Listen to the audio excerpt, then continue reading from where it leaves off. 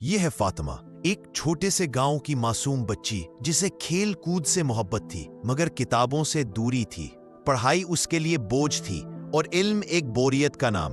پھر ایک شام نانی نے چراغ کی روشنی میں کہا، بیٹا، علم روشنی ہے، یہ روشنی انسان کو اندھیروں سے نکالتی ہے اور اللہ کے قریب لے جاتی ہے۔ یہ الفاظ فاطمہ کے دل میں اتر گئے۔ اس رات وہ خاموش تھی مگر اس کے اندر کچھ جاگ چکا تھا۔ اگلی صبح فاطمہ نے اپنے دوپٹے کو سنوارا، اپنی کتابیں اٹھائی اور اسکول کی طرف پہلا قدم بڑھایا۔ پہلا دن نروس تھی، شرمیلی تھی مگر آنکھوں میں امید کی چمک تھی۔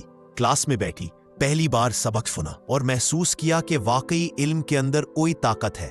وقت گزرتا گیا، فاطمہ پڑھتی رہی، محنت کرتی رہی، حتیٰ کہ ایک دن وہ اپنی نانی کو اردو کے حروف سنانے لگی۔ نانی کی آنکھوں میں خوشی کے آنسو تھے۔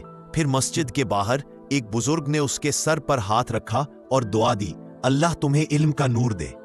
فاطمہ بڑھی اور ایک دن خود استاد بن گئی، اسی اسکول میں جہاں وہ کبھی کھیلنے آتی تھی۔ اب وہ بچوں کو پڑھاتی ہے، خود روشنی بانٹتی ہے۔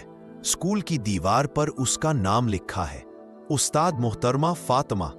بچے اسے دیکھتے ہیں اور کہتے ہیں، ہمیں بھی ایسا بننا ہے، کیونکہ علم واقعی روشنی ہے اور یہ روشنی فاطمہ کے دل سے چمکنے لگی ہے۔